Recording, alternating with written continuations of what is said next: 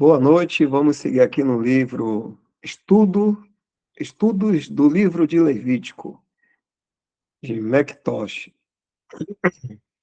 O sacrifício pacífico, a comunhão.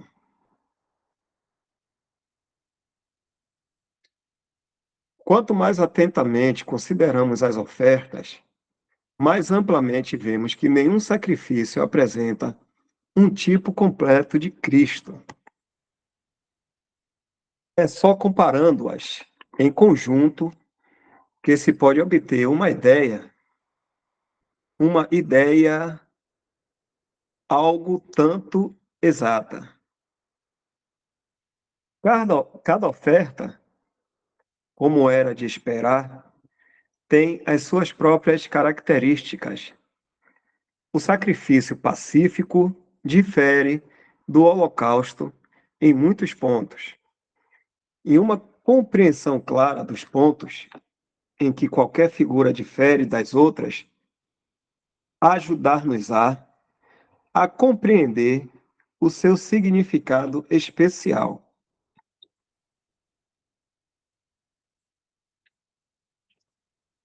A diferença entre o holocausto e o sacrifício pacífico, né? Está escrito aqui.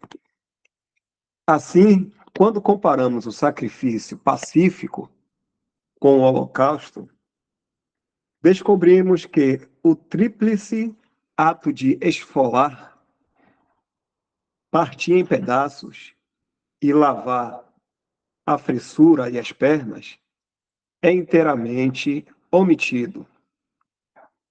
Mas isto é natural.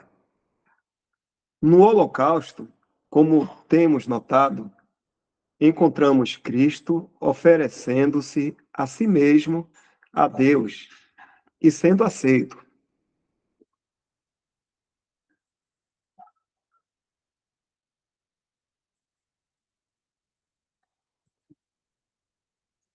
Por isso, tinha de ser simbolizada não só a sua inteira rendição, como também o processo de perscrutação a que ele se submeteu. Na oferta pacífica, o pensamento principal é a comunhão do adorador. Não é Cristo como objeto exclusivamente deleitável para Deus, mas de gozo para o adorador, em comunhão com Deus. Por isso a ação é menos intensa em toda a linha.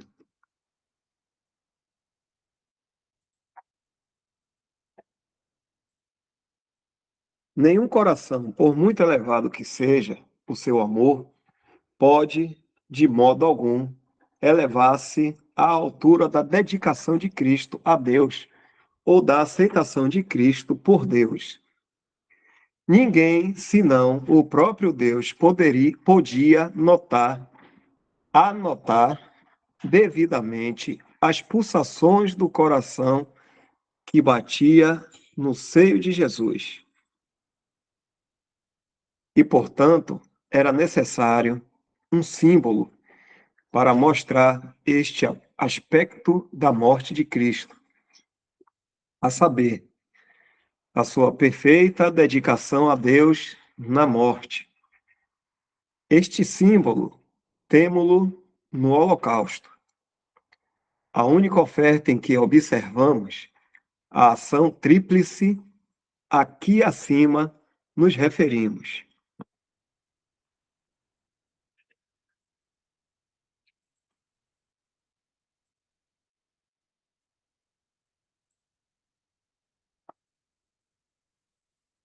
Assim também, em referência ao caráter do sacrifício, no Holocausto, a vítima devia ser macho sem mancha, ao passo que, no sacrifício pacífico, podia ser macho ou fêmea, contanto que não houvesse neles qualquer mancha. A natureza de Cristo quer o consideremos como sendo apreciado exclusivamente por Deus, ou pelo adorador em comunhão com Deus deve ser sempre a mesma. Não pode haver alteração nela. A única razão por que era consentido oferecer uma fêmea no sacrifício pacífico era para se avaliar a capacidade do adorador quanto à apresentação do bendito ser que, em si mesmo, é o mesmo ontem, hoje e para sempre. Hebreus 13. Algum comentário?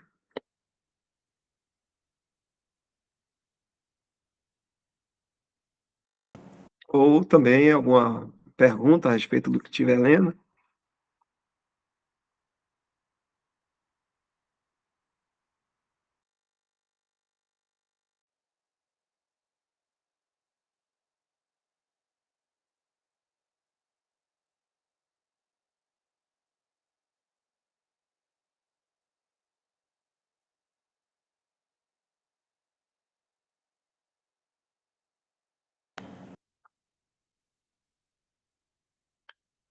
Além disso, no holocausto lemos: o sacerdote tudo queimará, ao passo que no sacrifício pacífico só uma parte era queimada, isto é, a gordura, os rins e o redenho.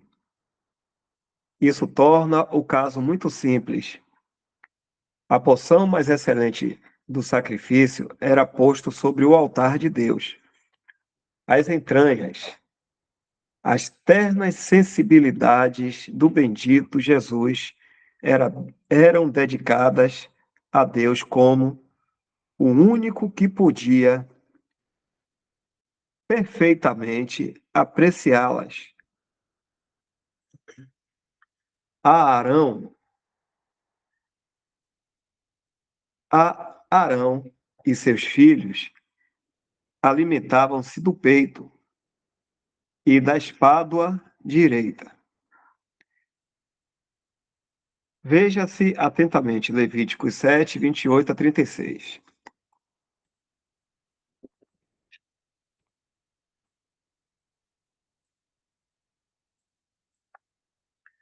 Todos os membros da família sacerdotal, em comunhão com o seu chefe, tinha a sua própria porção da oferta pacífica.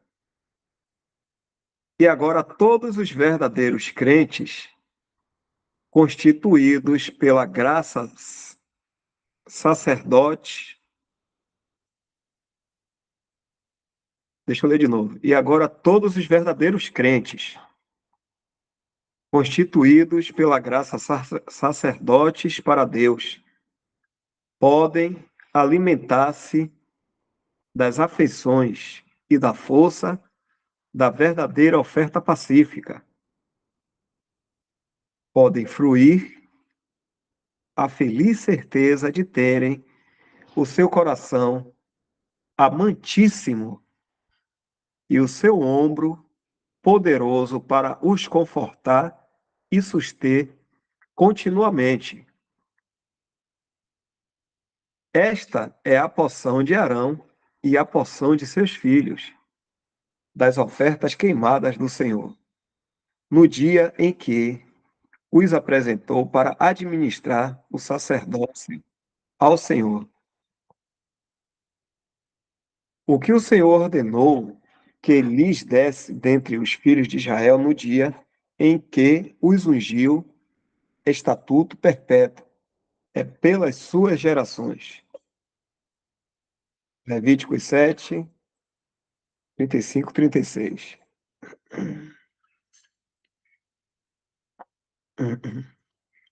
Vamos ver as referências que tem aqui. 1. O peito e a espádua são emblemáticos de amor e poder, força e afeição. 2. Na força e beleza no versículo 31. A força e beleza no versículo 31. O peito será de Arão e de seus filhos. É privilégio de todos os verdadeiros crentes alimentarem-se das afeições de Cristo, do amor imutável desse coração que bate com amor imortal e imutável por eles.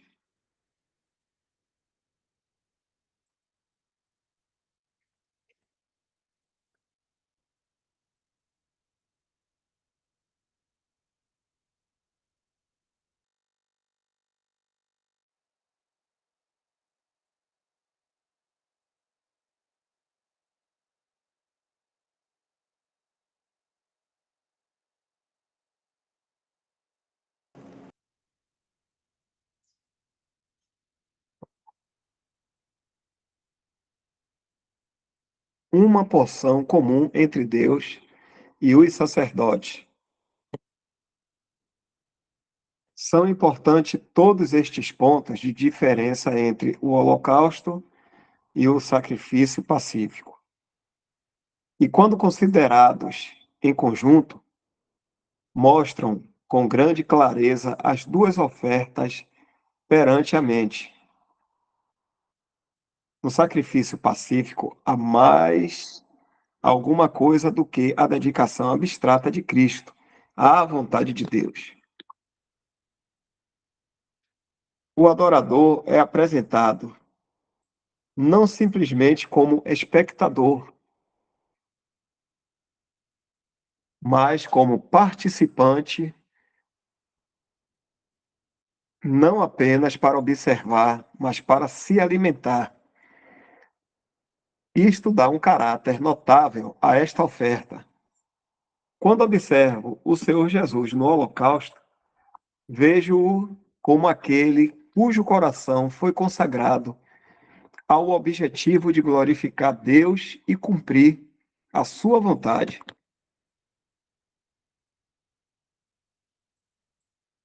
Mas quando o vejo no sacrifício pacífico, descubro aquele que tem um lugar no seu coração amantíssimo e sobre os seus ombros poderosos para um pecador indigno e desamparado.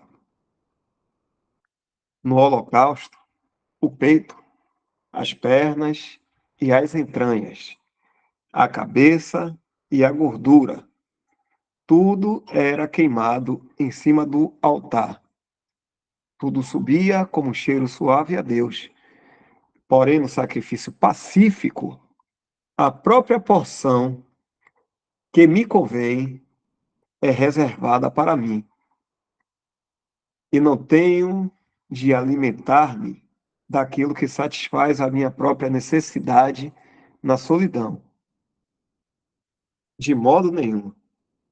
Alimento-me em comunhão com Deus e em comunhão com os meus companheiros no sacerdócio. Alimento-me com o perfeito e feliz conhecimento que o mesmíssimo sacrifício que nutre a minha alma tem já satisfeito o coração de Deus. E além disso, de que a mesma porção que me alimenta também alimenta todos os meus companheiros em adoração.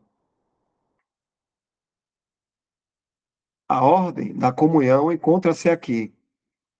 Comunhão com Deus e comunhão com os santos. Não havia nada que se parecesse com isolamento na oferta pacífica.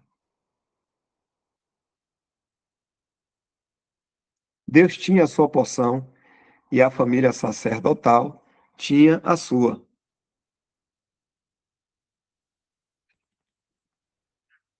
Assim é com o antítipo do sacrifício pacífico. O antítipo aqui é o verdadeiro, que é Cristo. O mesmo Jesus que é o objeto das delícias do céu, é a fonte de gozo, de força e de conforto para todo o coração crente. E não só para cada coração em particular, mas também para toda a Igreja de Deus, em comunhão.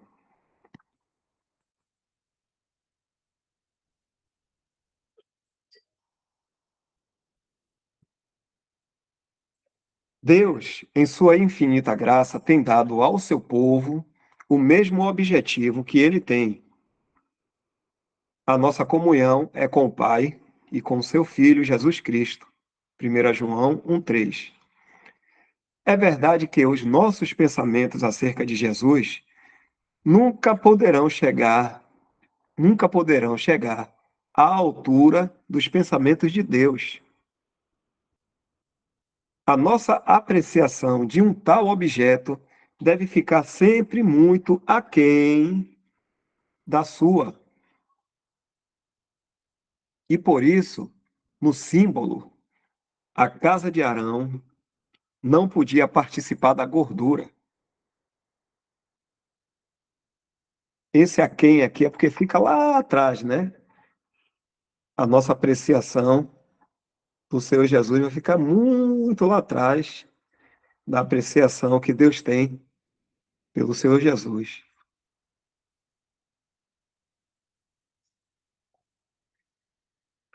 Mas, apesar de nunca podermos atingir o padrão de apreço divino da pessoa de Cristo e do seu sacrifício, estamos, todavia, ocupados com o mesmo objeto e, portanto, a casa de Arão tinha o peito e a espádua direita. Tudo isto está repleto de conforto e alegria para o coração.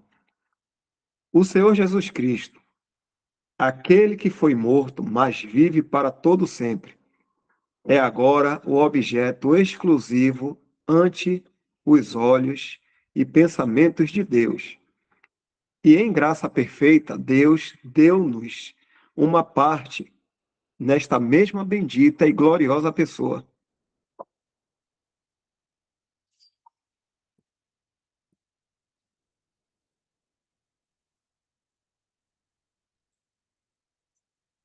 Cristo é também o nosso objetivo, o objetivo dos nossos corações e tema do nosso cântico. Havendo feito a paz pelo sangue da sua cruz, subiu ao céu e enviou o Espírito Santo, o outro Consolador, por cujo ministério poderoso nos alimentamos do peito e da espada à direita do divino sacrifício pacífico. Ele é, na verdade, a nossa paz. E temos o gozo inexcedível de saber que o agrado de Deus na obra da nossa paz é tal que o cheiro suave da nossa oferta pacífica deu alegria ao seu coração.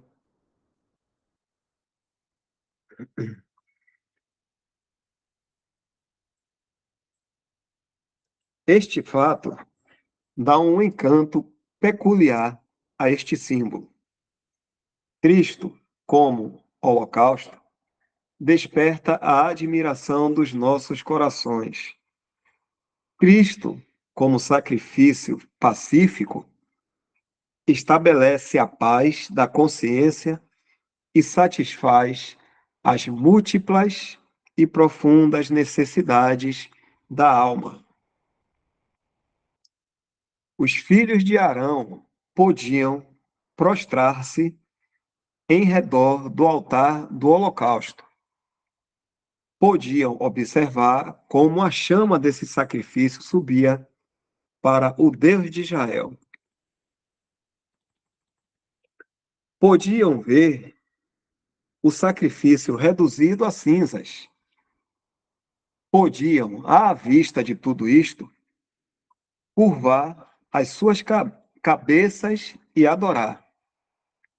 Mas, ao retirarem-se, nada levavam para si mesmos. Não sucedia o mesmo com o sacrifício pacífico. Neste, eles viam não só o que podia emitir um cheiro suave para Deus, mas também render uma porção substancial para si mesmos, da qual podiam alimentar-se em feliz e santa comunhão.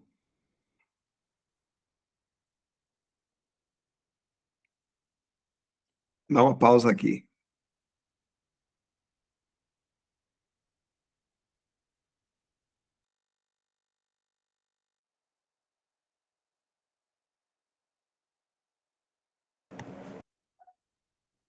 Welton, como é que tá você para fazer uma leitura? Depois você pode me chamar de novo, Dá, tô tranquilo aqui, né? tá? Pronto, aí você vai lendo. Se você quiser, você me chama de novo, eu leio mais uma parte, e aí talvez eu chame você de novo, viu? Se você quiser, fica à vontade. Ok. Peraí, só ajustar aqui minha tela. Que a gente Tá. continua. Se algum irmão tiver algum pensamento ou pergunta, como o Dó falou aí, pode ficar à vontade, meu irmão.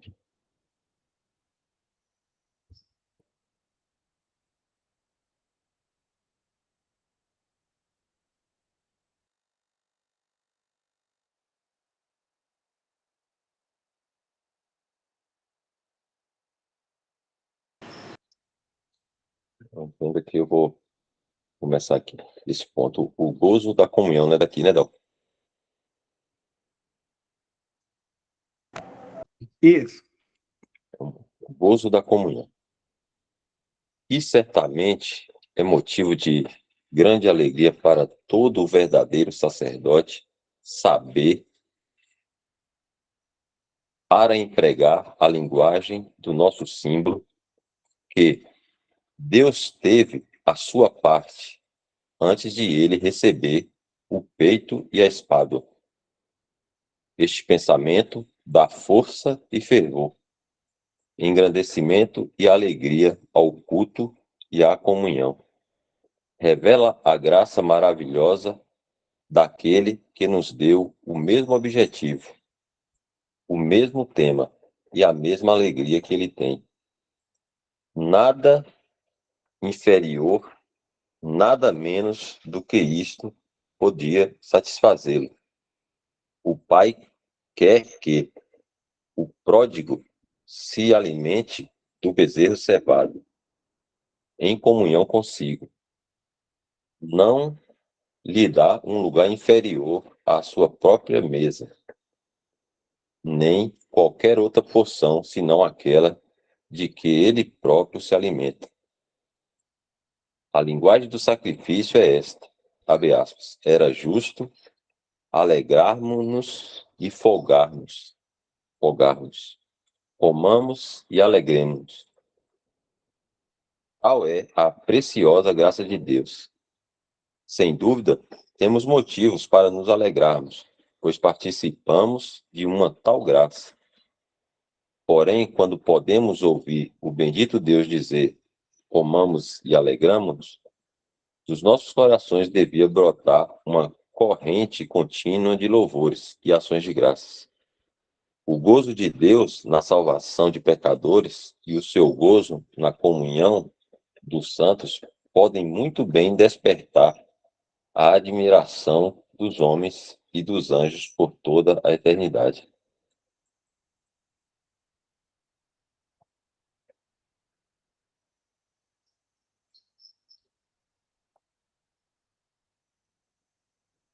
Se algum irmão quiser trazer algum pensamento, pode me interromper aqui, viu?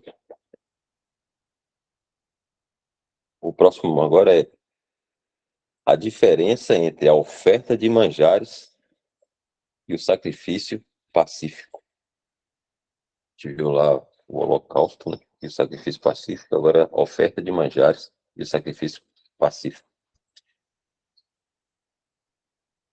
Havendo assim comparado o sacrifício pacífico com o holocausto, podemos agora observar rapidamente a sua relação com a oferta de manjares. Aqui o ponto principal de diferença é este. No sacrifício pacífico havia derramamento de sangue, na oferta de manjares não. Ambos eram ofertas de cheiro suave. E como aprendemos no capítulo 7:12, As duas ofertas estavam intimamente ligadas entre si. Ora, tanto a relação como o contraste são cheios de significado e instrução. É só em comunhão com Deus que a alma pode deleitar-se na contemplação da humanidade perfeita do Senhor Jesus Cristo. Deus, o Espírito Santo, deve dar, assim como deve dirigir pela palavra, a visão mediante a qual podemos contemplar o homem Cristo Jesus. Ele podia ter sido revelado, abre aspas, em semelhança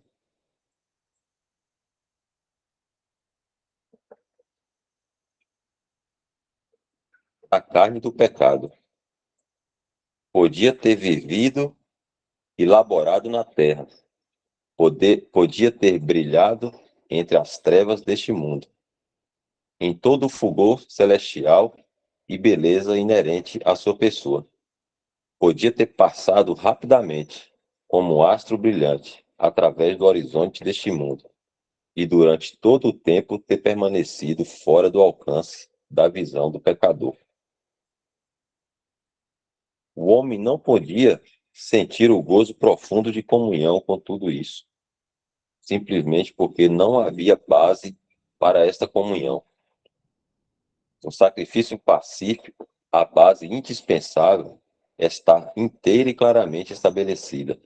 Abre aspas, e porá a sua mão sobre a cabeça e a degolará diante da tenda da congregação.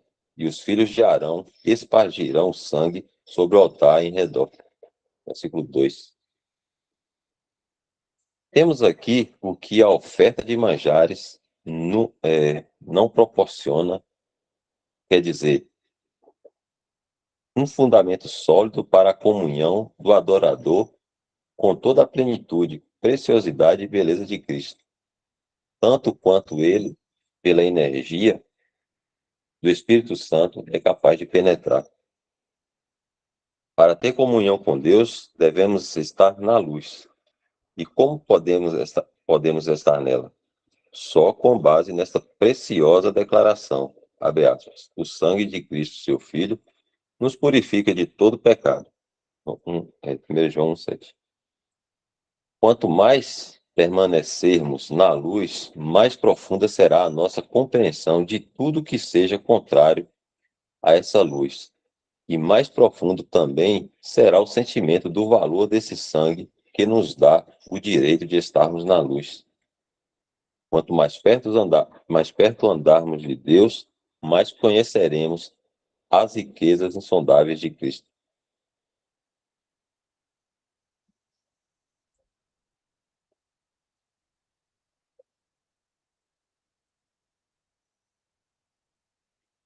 Vou dar um tempinho aqui para ver se algum não tiver algum pensamento. Fique à vontade.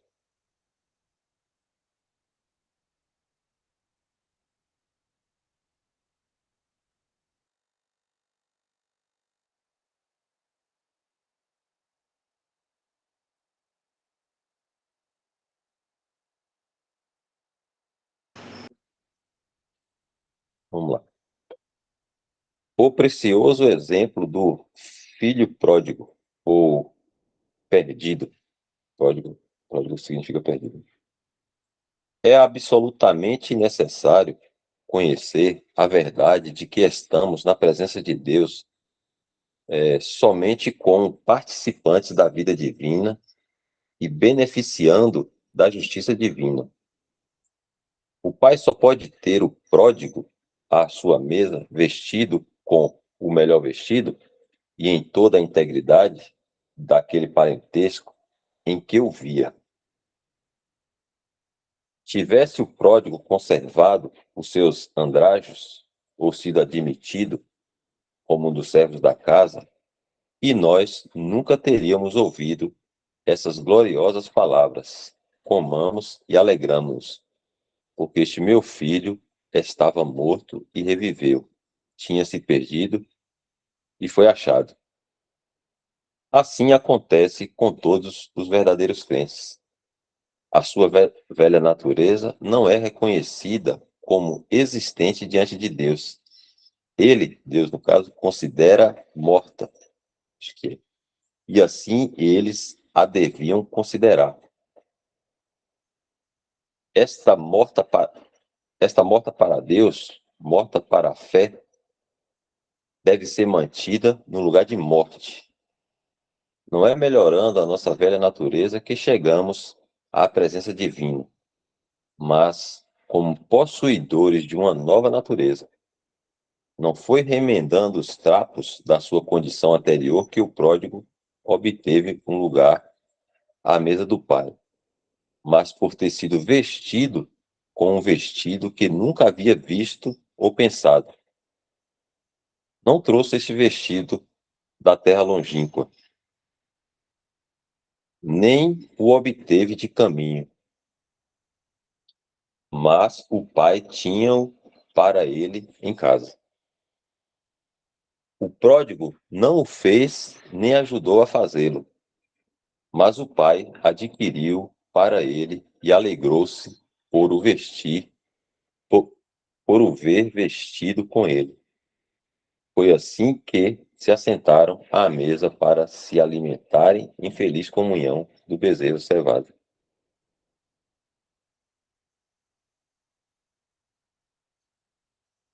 A lei do sacrifício pacífico. Prosseguirei agora citando na íntegra a lei do sacrifício pacífico, na qual encontramos alguns pontos adicionais de grande interesse, pontos que lhes são peculiares. Abre aspas. E esta é a lei do sacrifício pacífico que se oferecerá ao Senhor. Se o oferecer por oferta de louvores, com sacrifício de louvores, oferecerá bolos asmos amassados com azeite e corporões asmos amassados com azeite. E os bolos amassados com azeite serão fritos de flor de farinha. Com os bolos, oferecerá pão levedado como sua oferta, com o sacrifício de louvores da sua oferta pacífica. E de toda oferta, oferecerá um deles por oferta alçada ao Senhor. E será do sacerdote que espargiu o sangue da oferta pacífica. Mas a carne do sacrifício de louvores da sua oferta pacífica se comerá no dia do seu oferecimento. Nada se deixará dela até a amanhã. E se o sacrifício da sua oferta for voto ou oferta voluntária, no dia em que ofereceu seu sacrifício, se comerá. E o que dele ficar, também se comerá no dia seguinte. E o que ainda ficar da carne do sacrifício, ao terceiro dia será queimado no fogo.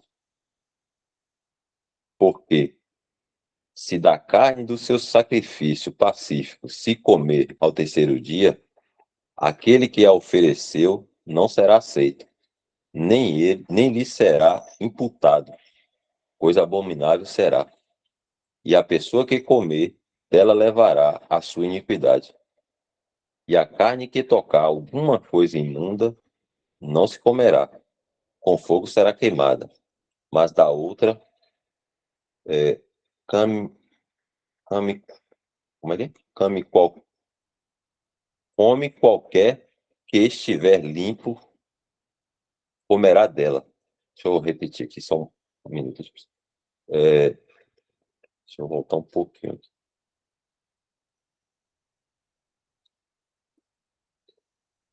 E a carne que tocar alguma coisa imunda não se comerá, com fogo será queimada, mas da outra, come qualquer que estiver limpo, comerá dela.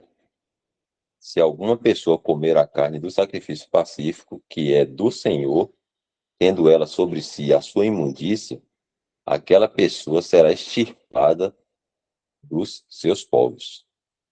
E, se uma pessoa tocar alguma coisa imunda, como imundície de homem, ou gado imundo, ou qualquer abominação imunda e comer da carne do sacrifício pacífico, que é do Senhor, aquela pessoa será extirpada dos seus povos. Levítico 11, 7, 11 a 21.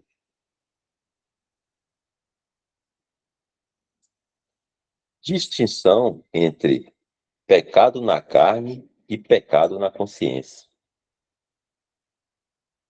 É da máxima importância fazer distinção entre pecado na carne e pecado na consciência. Se confundirmos os dois, as nossas almas serão necessariamente transtornadas e o nosso culto será manchado. Um exame atento de 1 João 1, 8 a 10 lançará muita luz sobre esse assunto, cuja compreensão é tão essencial para a devida apreciação de toda a doutrina do sacrifício pacífico. E principalmente do ponto nele a que chegamos agora.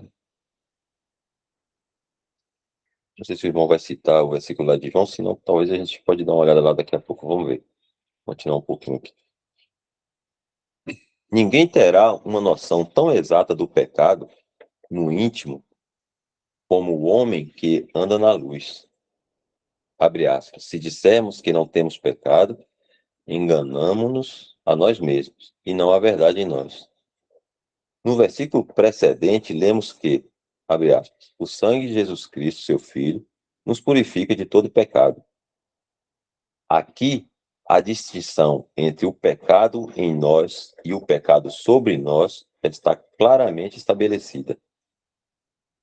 Dizer que o crente tem pecado sobre si na presença de Deus é pôr em dúvida a eficácia purificadora do sangue de Jesus e negar a verdade divina a esse respeito. Se o sangue de Jesus pode purificar perfeitamente, então a consciência do crente está perfeitamente purificada.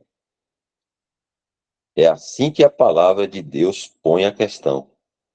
E nós devemos sempre recordar que é de Deus mesmo que temos de aprender qual é, aos seus olhos, a verdadeira condição do crente. Estamos mais dispostos a dizer a Deus o que somos em nós mesmos do que permitir que Deus nos diga o que somos em Cristo. Por outras palavras, estamos mais ocupados com a faculdade de perceber do que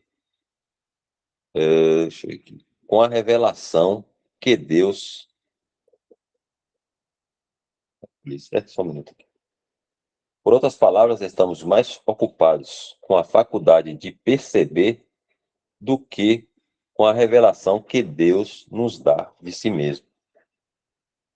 Deus fala-nos baseado no que Ele é em si mesmo e no que cumpriu em Cristo.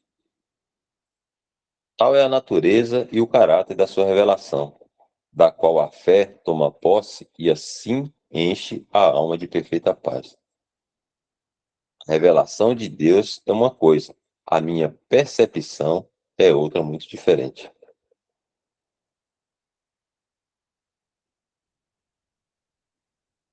Porém, a mesma palavra que nos diz que não temos pecado sobre nós, diz-nos com igual clareza e poder que temos pecado em nós.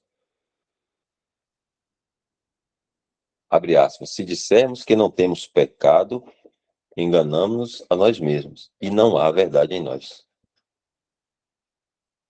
Todo aquele que tem a verdade em si também saberá que tem pecado em si, pois a verdade revela todas as coisas como são. E devemos então fazer? É nosso privilégio andar de tal maneira no poder da nova natureza que o pecado que habita em nós não possa manifestar-se na forma de pecados.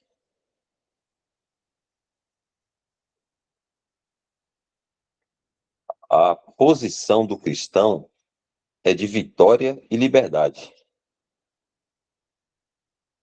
Ele é libertado não só da pena do pecado, mas também do pecado como princípio dominante na sua vida. Abre aspas. Sabendo isto, que o nosso velho homem foi com ele crucificado, para que o corpo do pecado seja desfeito, a fim de que não sirvamos mais ao pecado. Porque aquele que está morto está justificado do pecado.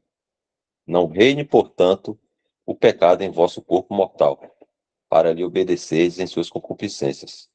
Porque o pecado não terá domínio sobre vós, pois não estáis debaixo da lei, mas debaixo da graça. Romanos 6, 6 a 14. O pecado está ali, em todo o seu aviltamento. Porém, o crente está morto para ele. Como? Morreu em Cristo. Por natureza, estava morto em pecado. Pela graça, está morto para o pecado. Que direito pode alguém ter sobre um morto? Nenhum. Cristo morreu de uma vez para o pecado, e o crente morreu nele. Ora, se já morremos com Cristo, cremos que também com ele viveremos, sabendo que, havendo Cristo ressuscitado dos mortos, já não morre. A morte não mais terá domínio sobre ele. Pois, quanto a ter morrido, de uma vez morreu para o pecado, mas quanto a viver, vive para Deus. Qual é o resultado disso em relação aos crentes? Abre aspas. Assim também vós considerai-vos como mortos para o pecado, mas vivos para Deus, em Cristo Jesus nosso Senhor. Romanos 6, 8 a 11. Tal é a posição inalterável do crente diante de Deus. Por isso é seu alto privilégio, nosso, no caso, gozar a liberdade do domínio do pecado sobre si, embora o pecado habite em si. Então, um tempinho aqui, talvez algum irmão quer ter algum pensamento.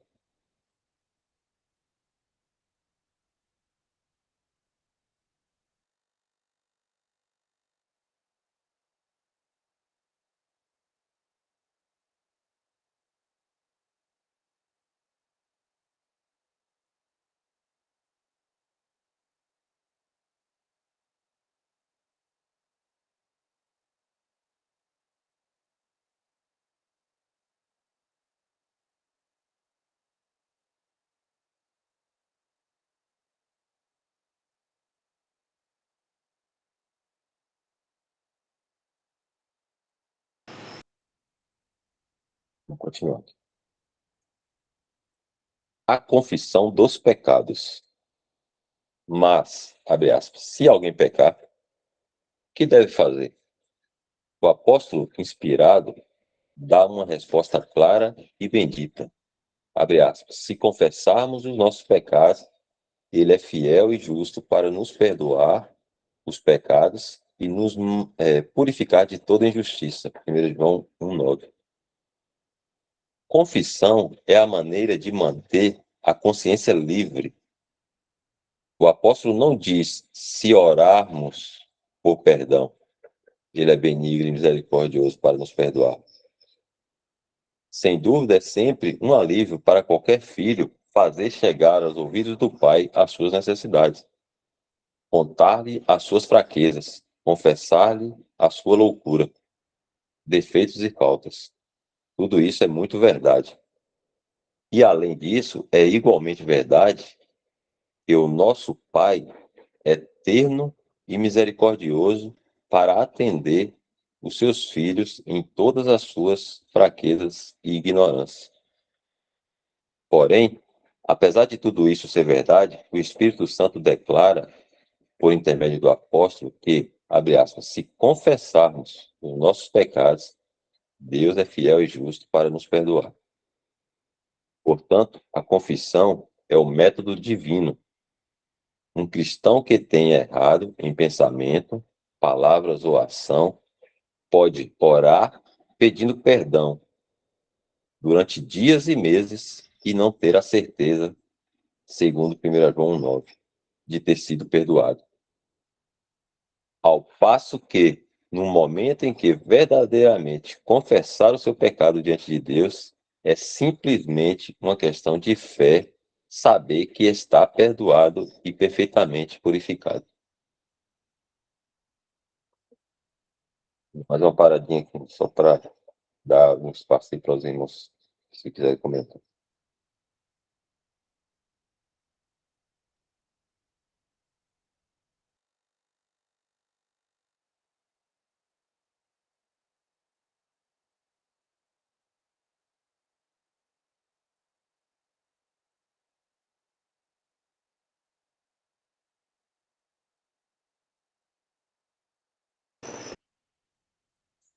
Vamos continuar aqui.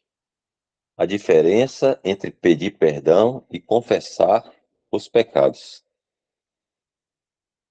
Existe uma grande diferença moral entre orar pedindo perdão e confessar os nossos pecados. Quer encaremos o problema em relação ao caráter de Deus, quer em relação ao sacrifício de Cristo, ou ainda à condição da alma. É muito possível que a oração de uma pessoa envolva a confissão do pecado, qualquer que seja a sua natureza, e assim chegar ao mesmo resultado. Porém, é sempre bom não nos afastarmos da Escritura no que pensamos, dizemos e fazemos. Porém, é sempre bom não nos afastarmos da Escritura no que pensamos, dizemos e fazemos. É evidente que, quando o Espírito Santo fala de confissão, não quer dizer oração.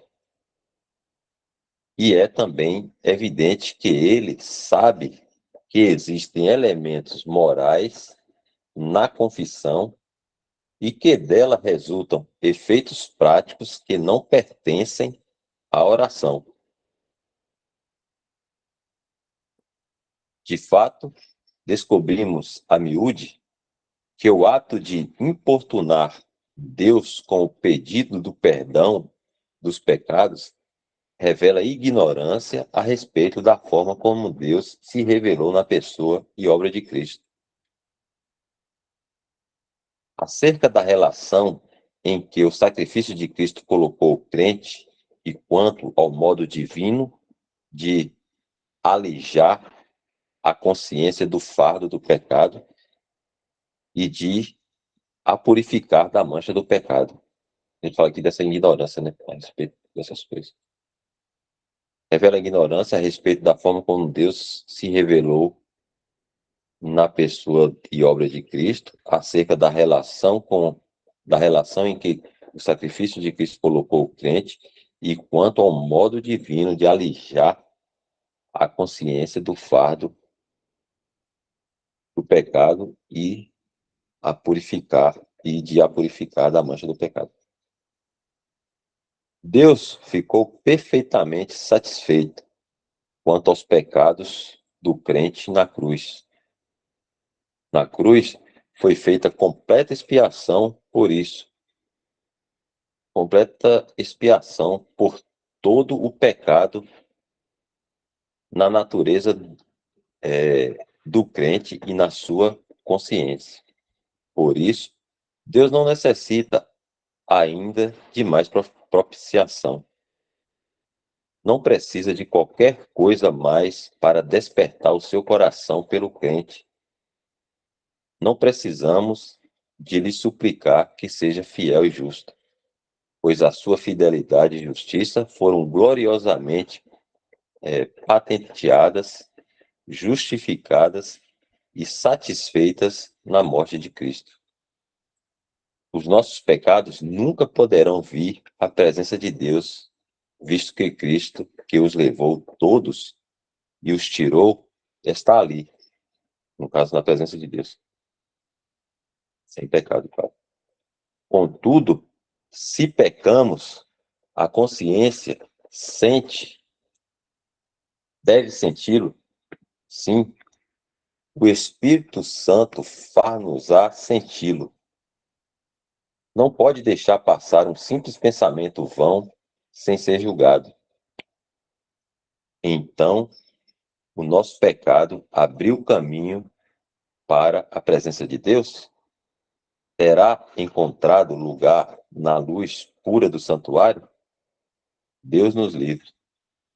O advogado está ali, Jesus Cristo justo, para manter em integridade inquebrantável o parentesco em que nos encontramos. Todavia, embora o pecado não possa afetar os pensamentos de Deus a nosso respeito, pode afetar e afeta os nossos pensamentos em referência a Ele. Embora não tenha acesso à sua presença, pode chegar à nossa da maneira mais triste. Embora não possa ocultar o advogado dos olhos de Deus, pode encobri-lo dos nossos. Amontoa-se como uma nuvem sombria e espessa sobre o nosso horizonte espiritual, de sorte que as nossas almas não podem desfrutar a claridade bendita da face do Pai. Não pode afetar o nosso parentesco com Deus, mas pode afetar seriamente o dele. O que devemos, pois, fazer? A palavra de Deus responde, abre aspas, se confessarmos os nossos pecados, ele é fiel e justo para nos perdoar os pecados e nos purificar de toda injustiça. Por meio da confissão, desembaraçamos a nossa consciência. O sentimento agradável da nossa posição de filhos é restaurado. A nuvem sombria dissipa-se. A influência desanimadora desaparece. Os nossos pensamentos em relação a Deus são corrigidos. Tal é o método divino. E podemos dizer que, na realidade, o coração que sabe o que é ter estado no lugar da confissão sentirá o poder divino das palavras do apóstolo. Meus filhinhos, estas coisas vos escrevo para que não pequeis. 1 João 2:1.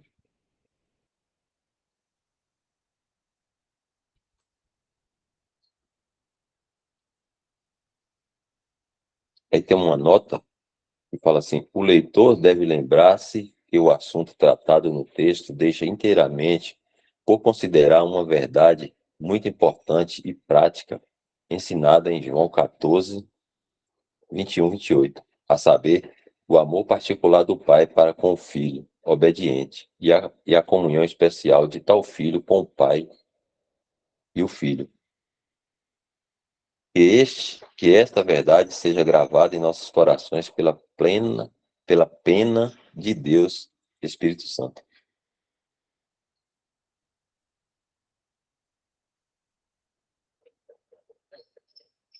Em contrapartida, há um meio de orar pedindo perdão em que se perde de vista o fundamento perfeito do perdão, o qual foi lançado no sacrifício da cruz.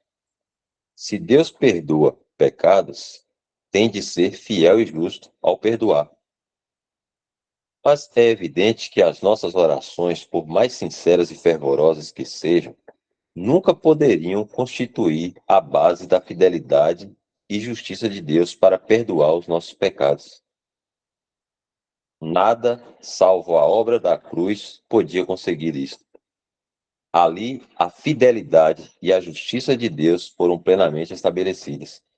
E isso também com relação imediata aos nossos pecados atuais e à sua raiz na nossa natureza. Deus já julgou os nossos pecados na pessoa do nosso substituto, no madeiro. E no ato da confissão, nós julgamos-nos a nós próprios. Isto é essencial para se alcançar o perdão divino e restauração. O menor pecado por confessar e por julgar na consciência manchará inteiramente a nossa comunhão com Deus. O pecado em nós não requer este efeito. Porém, se permitirmos que o pecado permaneça sobre nós, não podemos ter comunhão com Deus. Ele tirou os nossos pecados de tal maneira que pôde ter-nos na sua presença. E enquanto estivermos na sua presença, o pecado não poderá perturbar-nos. Porém, se saímos da sua presença e cometemos pecado, ainda que seja só em pensamento, a nossa comunhão deve, por necessidade, ser suspensa, até que, pela confissão, nos libertemos do pecado. Tudo isto está fundado exclusivamente sobre o sacrifício perfeito e a justa advocacia do Senhor Jesus Cristo.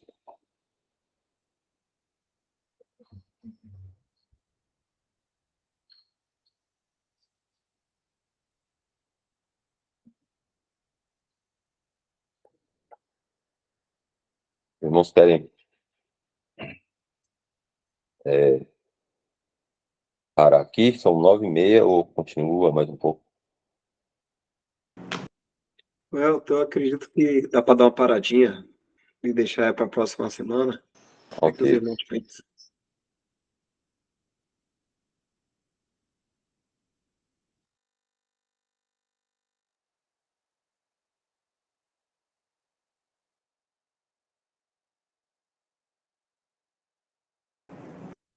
Vou tirar a gravação.